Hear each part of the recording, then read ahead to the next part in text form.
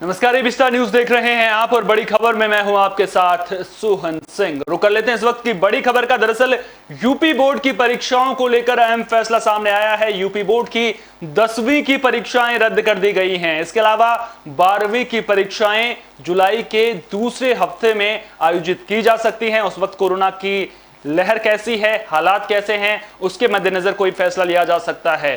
तो इस पूरे मामले को लेकर के डिप्टी सीएम दिनेश शर्मा ने क्या कुछ जानकारी दी है, चलिए आपको सुनाते हैं। की अध्यक्षता में उत्तर प्रदेश के माध्यमिक शिक्षा परिषद तथा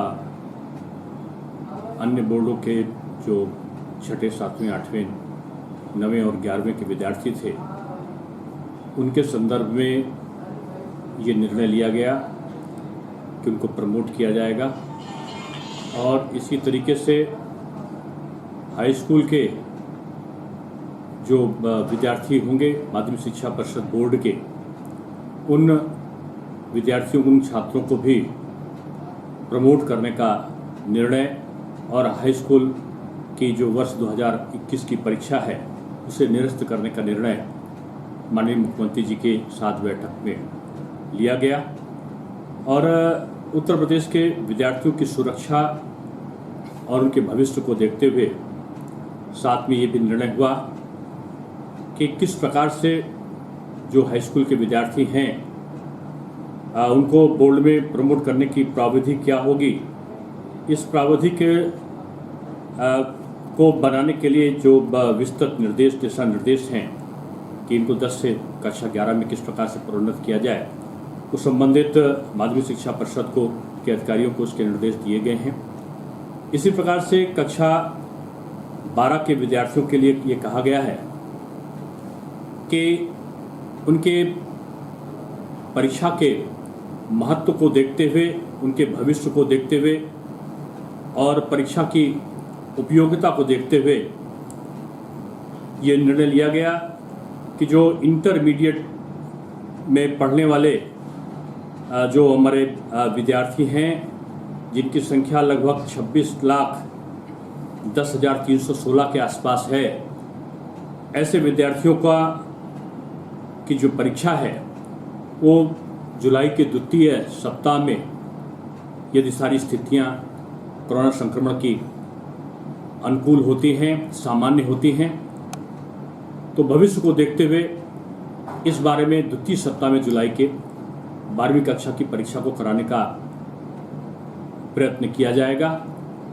साथ में ये भी निर्णय लिया गया कि जो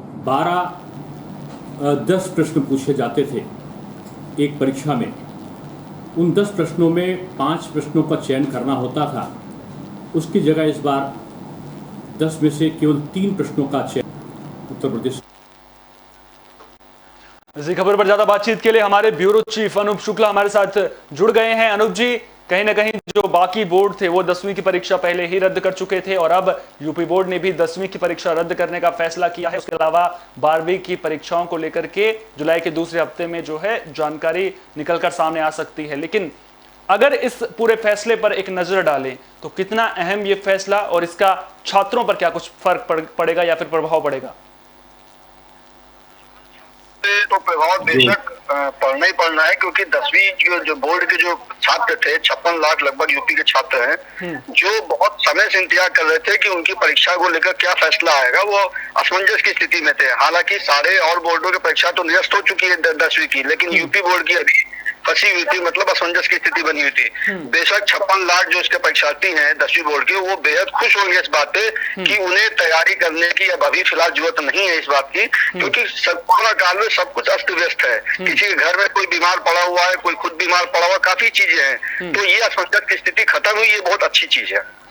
लेकिन यहां पर अहम चीज जानने वाली बात यह है ना कि चलिए आपने 10वीं की परीक्षाएं रद्द कर दी, लेकिन कोरोना काल केवल 10वीं के छात्रों के लिए तो है नहीं, 12वीं के छात्रों के लिए भी वो है। तो 12वीं की परीक्षाओं को लेकर के जिस तरह से सामने आया है कि जो जुलाई का दूसरा हफ्ता है तब से परीक्षाएं करवाई जा सकती हैं, लेकिन अगर उस वक्त फिर से खुदा न खास्ता कोरोना की तीसरी लहर आती है तो फिर कहीं ना कहीं सरकार के लिए परीक्षाओं का आयोजन करवाना मुश्किल हो जाएगा। बिल्कुल बिल्कुल, इसीलिए अभी ने यही कहा, दिनेश शर्मा जी ने यही बोला है कि अभी जब हालात सामान्य हुए तो ही इस पर विचार किया जाएगा कि जुलाई के दूसरे सप्ताह में ये परीक्षा 12वीं की जाए, आयोजित की जाए।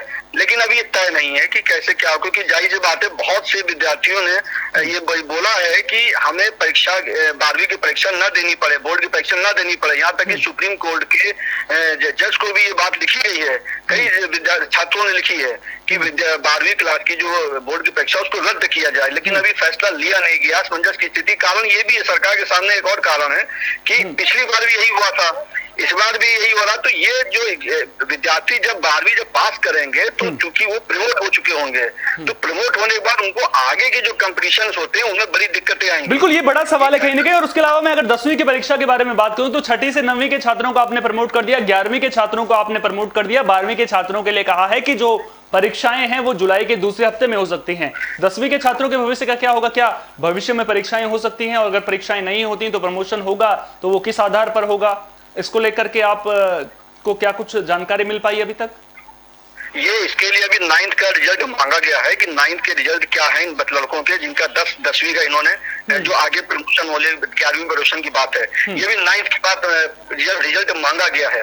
ये उसके बाद तय होगा कि कैसे आगे छात्रों को प्रमोट किया जाए, 10वीं में से 11वीं में प्रमोट किया जाए। लेकिन ये बात फिर वही आती घूम फिर के कि रद्द करना तो बड़ा आसान होता है, लेकिन जब आप अगले क्लास में के लिए जब प्रमोट करते, क्योंकि 12th के लिए सारे प्रतियोगी परीक्षा 12th के बाद रखी जाती है, तो उसमें बड़ी दिक्कतें आएंगी। पिछले साल भी इसी तरह चला गया, ये साल भी चला जाएगा। तो जब ये परीक्षार्थी जब आगे कंपटीशन देने जाएंगे तो उसमें बहुत अहम ये मकाम होगा कि आखिर बिना पढ़े लिखे प्रमोट हो गए तो उनकी कैटेगरी कैसे रखी जाएगी, ये आगे भी दिक्कत पड़ेगी। हालांकि जो दूसरी विपक्षी पार्टियां वो खुद कह रही है इस बात को कि 12वीं की परीक्षा भी रद्द की जाए, लेकिन इतना आसान नहीं है ये रद्द करना। लेकिन फिर भी कोरोना काल को देखते हुए अगर सब कुछ सामान्य रहा, तीसरी लहर जैसे बच्चों के लिए खराब मानी जा रही है, खतरनाक मानी जा रही है, अगर उस वेव से थोड़ा भी नहीं आती है तो हो सकता है जुलाई में परीक्षा हो जाए, वो भी अलग प्रारूप में होगी, ज्यादा समय नहीं लिया जाएगा, मुश्किल से 1.5 घंटे के आसपास की शायद ये परीक्षा रखी जाएगी और कुछ मुख्य विषयों पर ही ये परीक्षा होगी। ये भी प्रारूप बनना तय है, लेकिन ऐसे ही कुछ प्रारूप बनने की संभावना है। जी सोहन। अच्छा, आपने जिस तरह से बताया कि आगे दिक्कतें छात्रों के लिए जरूर बढ़ेंगी, आपसे एक और सवाल लूंगा। परीक्षाओं में देरी हो रही है, चलिए परीक्षाएं हो गई, उसके बाद छात्रों ने जो है आगे की तैयारी भी शुरू कर दी, लेकिन आगे दाखिले में भी तो दिक्कत आएगी जिस तरह से आप बता रहे हैं, और कहीं ना कहीं जब दाखिले में दिक्कत आएगी तो छात्रों को वहां पर भी उस मोर्चे पर भी परेशानी का सामना करना पड़ेगा।